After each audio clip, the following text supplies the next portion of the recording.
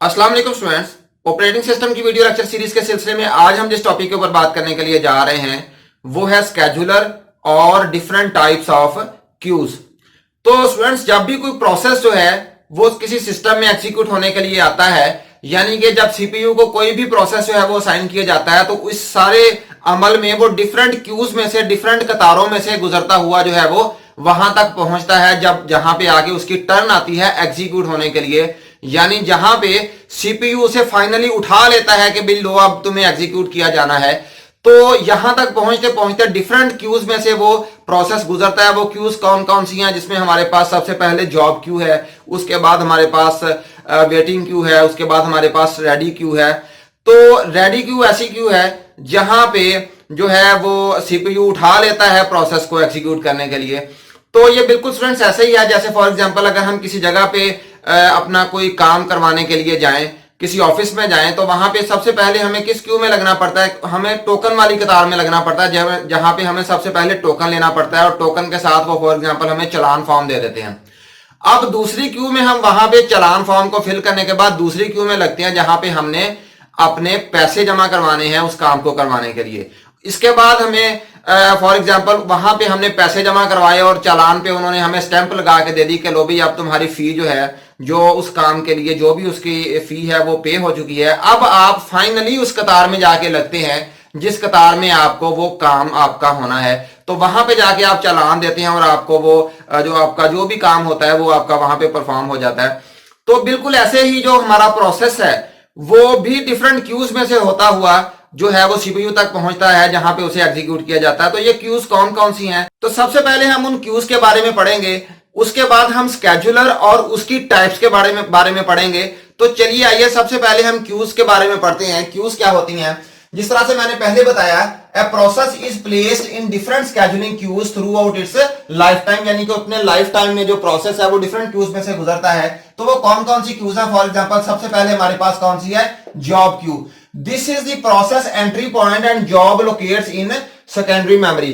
तो सबसे पहले जब कोई प्रोसेस अपनी एंट्री डालता है, यानी कि वो एक जॉब की शक्ल इख्तियार करता है काम करने के लिए, तो वो किस में जाता है? वो फॉर एग्जांपल सबसे पहले जॉब क्यू में स्टूडेंट्स जाता है। जॉब क्यू जो है इसमें जो जॉब है जो प्रोसेस है वो बेसिकली कहां पे पड़ा हुआ होता है? वो सेकेंडरी मेमोरी में पड़ा हुआ होता है, वो भी प्राइमरी मेमोरी में हम उसे नहीं लेके आते।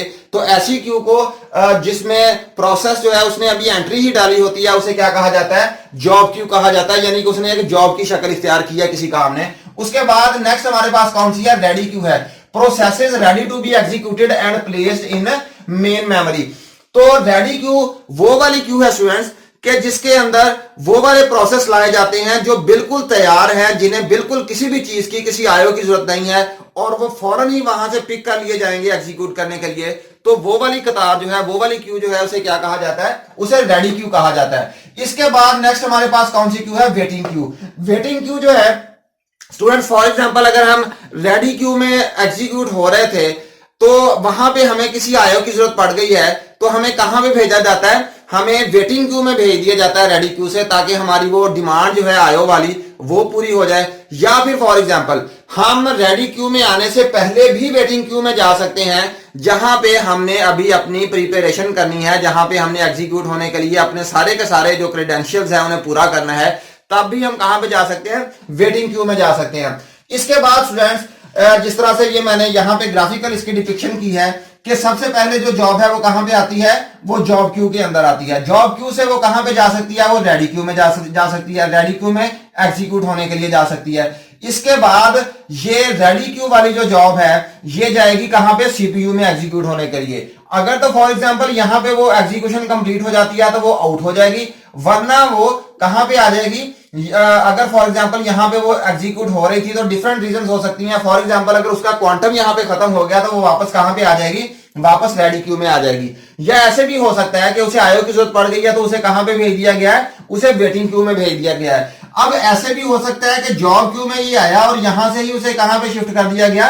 वेटिंग क्यू में शिफ्ट कर दिया गया कि भाई अपने पहले क्रेडेंशियल्स पूरे करो, और फिर वेटिंग क्यू से होती हुई वो कहां पे आई? रेडी क्यू में, और फिर उसे कहां पे भेजा गया? सीपीयू में एग्जीक्यूट होने के लिए भेजा गया। और जैसे ही उसकी एग्जीक्यूशन कंप्लीट होती है तो उसे यहां से आउट कर दिया जाएगा। इसके बाद हम बात करते हैं स्केड्यूलर की। स्केड्यूलर क्या होता है?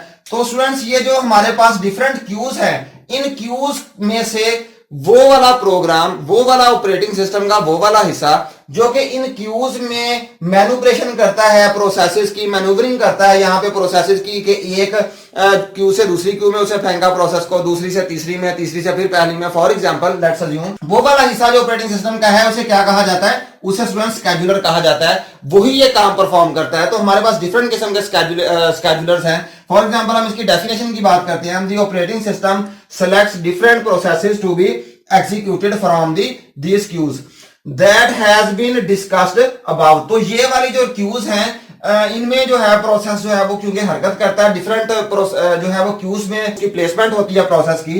तो the part of the operating system that makes such decision is called scheduler. तो ऑपरेटिंग सिस्टम के उस हिस्से को, उस पार्ट को क्या कहा जाता है, उस हिस्से को स्केड्यूलर कहा जाता है। तो अब स्केड्यूलर की हमारे पास तीन इकसाम है, कौन कौन सी है, short term scheduler, medium term scheduler या फिर लॉन्ग टर्म स्केड्यूलर। अब हम इन स्केड्यूलर्स की डिटेल से वन बाय वन डिस्कस करते हैं। तो सबसे पहले स्टूडेंट्स हमारे पास जो स्केड्यूलर है वो है लॉन्ग टर्म स्केड्यूलर। कौन सा है, long term scheduler that brings a job from secondary storage to the primary memory. That is it brings the process from job queue to the ready queue. It also controls the number of processes in memory, that is the degree of the multiprogramming। तो चलिए सबसे पहले इतनी बात को समझ लेते हैं कि ये जो लॉन्ग टर्म स्केड्यूलर है ये क्या काम करता है। ये सेकेंडरी मेमोरी से, जैसे हमने पहले बात की है कि सेकेंडरी मेमोरी में कोई जॉब होती है और जब उसे किसी क्यू में लाया जाता है, फॉर एग्जांपल रेडी क्यू में या वेटिंग क्यू में, तब हम उसे क्या नाम देते हैं, उसे प्रोसेस का नाम दे देते हैं। तो ये वाली जो हमारे पास लॉन्ग टर्म स्केड्यूलर है ये क्या काम करता है, ये सेकेंडरी मेमोरी में से किसी जॉब को उठा के कहां पे लेके आता है, प्राइमरी मेमोरी में लेके आता है, यानी कि जॉब क्यू के अंदर उसे ले आता है। और ये बेसिकली क्या कंट्रोल कर रहा होता है, ये कंट्रोल कर रहा होता है degree of multi programming. Degree of multi programming इसे कहा जाता है कि एक वक्त में हमारी रैम के अंदर जो हमारी मेन मेमोरी है उसके अंदर कितने प्रोसेसेस हैं। तो डेफिनेटली ये बहुत अहम स्केड्यूलर है, क्योंकि अगर ज्यादा प्रोसेसेस हो जाएंगे हमारी मेन मेमोरी के अंदर तो फिर स्पेस की कमी हो जाएगी हमारे पास और उससे हमारी परफॉर्मेंस जो है वो इफेक्ट होगी। लेकिन अगर हमारे प्रोसेसेस जो है वो बहुत कम होंगे मेन मेमोरी के अंदर तो फिर भी उससे हमारी सीपीयू की यूटिलाइजेशन जो है वो बेहतर नहीं रहेगी। अगर कम प्रोसेस होंगे तो सीपीयू ज्यादा टाइम आइडल रहेगा, फारिग रहेगा। तो इसलिए हमें एक ऐसा मैकेनिज्म जो लॉन्ग टर्म स्केड्यूलर में अपनाना है कि जिससे ना तो जो है वो बहुत ज्यादा कम प्रोसेसेस हो मेमोरी के अंदर और ना ही बहुत ज्यादा हो। जिस तरह से यहां पे है too many processes in memory slow down the performance but few processes affect CPU utilization। तो ये वही बात है कि भाई अगर ज्यादा प्रोसेसेस होंगे उससे भी फर्क पड़ेगा और अगर बहुत ज्यादा कम हो जाएंगे तो वो भी बेहतर नहीं है।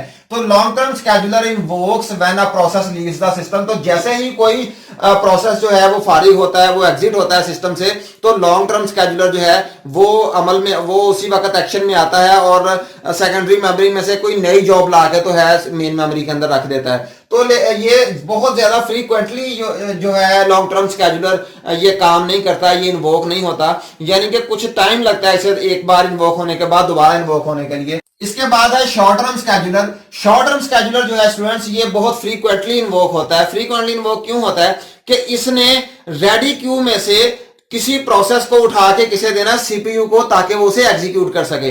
तो अगर फॉर एग्जांपल टाइम क्वांटम की बात करें, अगर टाइम क्वांटम हमारा बहुत कम हो, मिली सेकेंड्स में होता है डेफिनेटली वो, तो फिर बार बार जो है ये शॉर्ट टर्म स्केड्यूलर जो है वो इन्वोक होता है। किसी प्रोसेस को लेके आया सीपीयू से और दोबारा फिर रेडी क्यू में से सीपीयू को दिया, फिर उसे सीपीयू से उठा के वापस लेके आया। तो ये जो हमारे पास शॉर्ट टर्म स्केड्यूलर है ये बहुत ज्यादा फ्रीक्वेंटली इन्वोक होता है। Also known as CPU scheduler, इसे CPU scheduler भी कहा जाता है। It selects a process from ready queue to be executed by the CPU। तो रेडी क्यू में से ये किसी प्रोसेस को उठाता है, किस काम के लिए, सीपीयू को देने के लिए, ताकि सीपीयू उस पर काम कर सके। Short term scheduler is invoked frequently, so short term scheduler decides very frequently than long term and medium term scheduler। तो जैसे मैंने पहले बताया कि शॉर्ट टर्म स्केड्यूलर जो है ये मीडियम टर्म या फिर लॉन्ग टर्म स्केड्यूलर से बहुत ज्यादा फ्रीक्वेंटली जो है वो इन्वोक किया जाता है, यानी कि बार बार वो अपने काम को परफॉर्म करता है, जबकि लॉन्ग टर्म जो स्केड्यूलर की बात करें तो वो इतनी फ्रीक्वेंटली जो है वो अपने काम को परफॉर्म नहीं करता। इसके बाद हमारे पास नेक्स्ट कैटेगरी कौन सी है, medium term scheduler. This scheduler removes a process temporarily from main memory and places it in secondary memory. तो मीडियम टर्म स्केड्यूलर क्या काम करता है, अक्सर स्टूडेंट्स ऐसे होता है कि हमारे पास कुछ ऐसे प्रोसेसेस आ जाते हैं जिनकी बहुत लो प्रायोरिटी होती है, जिनकी बहुत कदर जो है वो उनकी बहुत कम होती है, तो उसे क्या करता है मीडियम टर्म स्केड्यूलर जो है ये स्पेस खाली करने के लिए मेन मेमोरी में, ताकि हाई प्रायोरिटी वाले प्रोसेस को वहां पे लाया जा सके, उसे थोड़ी देर के लिए टेम्परेरीली गो के उसे बाद में दोबारा वो मेन मेमोरी में ले आएगा, लेकिन एक बार उसे उठा के कहां पे ले आता है, सेकेंडरी मेमोरी में। एक ये रीजन हो सकती है, या फिर एक रीजन ये भी हो सकती है कि फॉर एग्जांपल एक प्रोसेस जो है वो बहुत देर से है लेकिन वो इनएक्टिव पड़ा हुआ है, उसे किसी आयो की तलाश है या फिर वो उसे कोई भी और काम है, तो उसे उठा के ये मेन मेमोरी में से कहां पे ले आएगा, सेकेंडरी मेमोरी में, ताकि वहां पे स्पेस खाली हो और वहां पे किसी नए प्रोसेस को लाया जा सके।